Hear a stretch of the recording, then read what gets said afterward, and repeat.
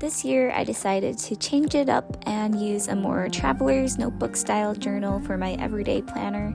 I wanted something a little more compact, so I opted for these 7x4 dotted notebooks that come in a pack of 3, along with a notebook cover that has these pockets. You can then just slide in as many inserts as you need throughout the year. I feel like this will be helpful in consolidating my notebooks, hopefully.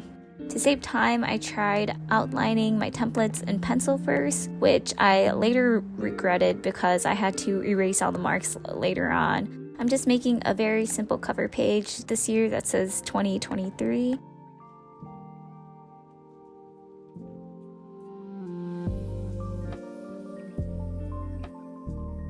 On the first page, I'm adding that this belongs to me and will later add my phone number on it in case I were to ever lose this. I also added some simple guidelines and reminders I wanted to have for this journal. These guidelines were inspired by Lu Tang Studio, and it's a reminder that the space is one where you can be yourself. No one else has to see what you write in this journal. Embrace creativity and also imperfection, and not being afraid to experiment. On the next page, I'm keeping the words that inspired me to journal more last year, which is to turn 1 page a day, and that it's worse to have a compulsion to write than to not write at all. And this is inspired by an Instagram account, off, on, off too. On the next page, I wrote my word of the year, which is trust, and did a diagram with it extending to areas that I want to put trust in this year.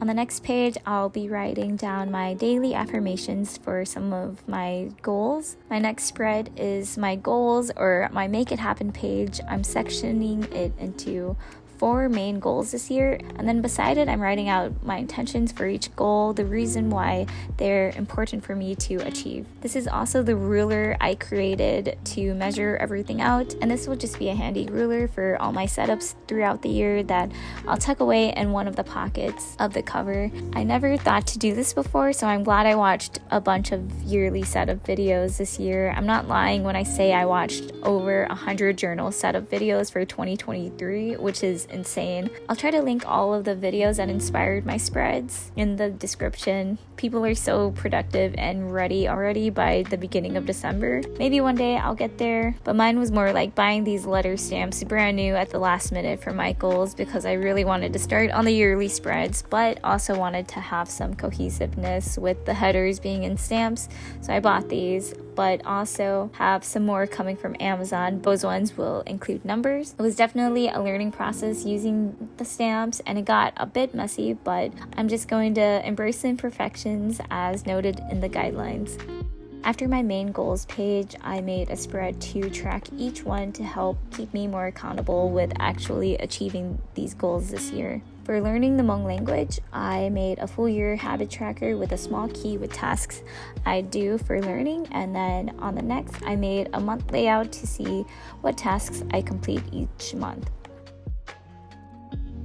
For the goal to buy a house, I have a little year tracker of how much I save, and then left space at the bottom for any progressive steps I take. For body and mind, I did a similar full year habit tracker with a small key of tasks I want to do for it. I made a content page laying out all of the months, and then a key for the type of content and how I want to note if it's complete or not. I also keep track of what I read and watch digitally on Google Sheets too. That goes more into depth with ratings and reviews, but I thought it'd be nice to have a page to quickly see what is currently being read or shows I'm watching, and to have a nice visual of all the media this year. For my year at a glance, I'm doing it simple with just the month outline. I feel like writing all of the numbers takes a while, and you'll see how I fill this out later on. I like having a what I learn page just to note some key points throughout the year. I've been doing this for a few years now, and then next to it, I also have my monthly gratitudes where I note some of the big things I'm thankful for each month. This helps me remember some key things that happened throughout the year. Next, I have just a quick bucket list of not specifically goals, but just some things that I think would be cool to do by the end of the year. I'm trying out this new spread this year for Words to Live By, which was inspired by Riley Autumn. So I'm planning to just fill it up with quotes that really speak to me throughout the year. The next spread will be filled with highlights. I'm not sure exactly how I'll fill these yet. Maybe I'll put pictures in. This is another new spread that I'm trying this year. I saw quite a few people who made this spread. I thought it'd be very useful to have, so I'm really excited to use this one. It's a when did I last spread, just to note when I last did tasks that I'll write on the side.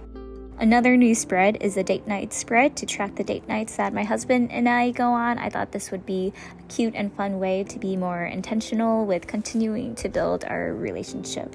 I also just threw in a future me problems where I would jot down low priority things to deal with, and in ideations I'll put in any new ideas that randomly pop up. I think it's nice to have these with my yearly spreads at the beginning because usually I write them wherever and they just get lost, so it'll be nice to have one place to go to. I decided to also add in a pregnancy tracker. I didn't know this at the time, but I totally messed up here. Later, I went in and fixed it by ripping out a page and covering the months because I had to redo the months to start from October of 2022 instead of January 2023. I actually really like how this turned out better by doing that at the end though.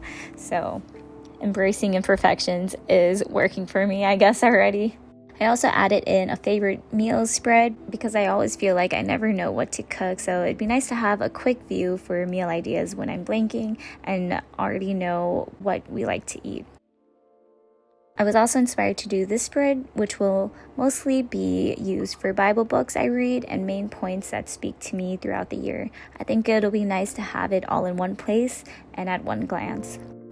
Another new spread is this now and later one, noting some things at the beginning of the year and then at the end of the year noting those same things to see how things have changed. I think this will be a fun spread to look at again at the end of the year. Now I'm going back and filling in some of the spreads and also erasing any annoying pencil marks. The video cut off, but I decided to do these little speech bubbles for my affirmations this year. And inside of it, I'm writing what I would say to affirm some of the things that I want to do and commit to this year. So they all start out with saying, I commit to doing blank. For my goals, I try to put at least 3 actionable steps under each one. I decided to add in a little spot to track the hikes that I go on because I want to hike more this year. At the top of my media tracker, I added in just some books that I want to read or shows I'll want to watch throughout this year. As you can see from my year overview, how I'm doing it is I'm just putting in the important dates within the outlined calendar, and then that week's line, I'm adding what the event is. And I put in some color, but I know it's very hard for me to remember to do the colors, so we'll see how the colors continue to stay throughout the year.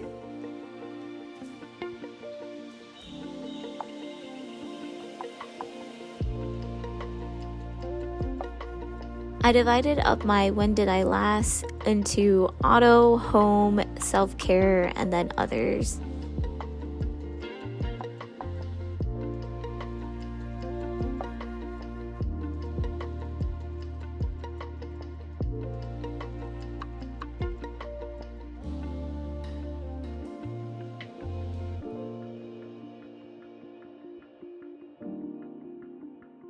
And finally, here's the end result and the final flip through, minus my vision board, which I'll create later on after I find pictures and print them off.